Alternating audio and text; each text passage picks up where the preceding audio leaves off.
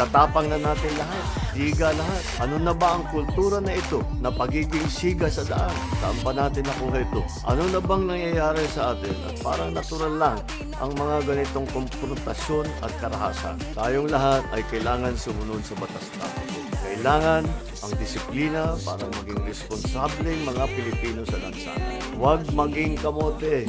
Masyado nang madami yan. Ang lisensya sa pagmamaneho ay isang pribilehyo at hindi ito karapatan. At bukod sa dunong sa pagmamaneho, ang lahat ay kailangan ayusin ang pag-uugali sa pagmamaneho at habaan ang pasensya. Yung ibang tao din sa paligid, umawat tayo. Imbis na mag-video, ituring na natin mayroon tayong tungkulin na panatilihin ang kapayapaan sa paligid natin. Ang bagong Pilipino ay disiplinado sa lansangan, maingat sa pananalita, nagtitimpi at pinipili ang kapayapaan. Ang lahat ay napapag-usapan ng maayos.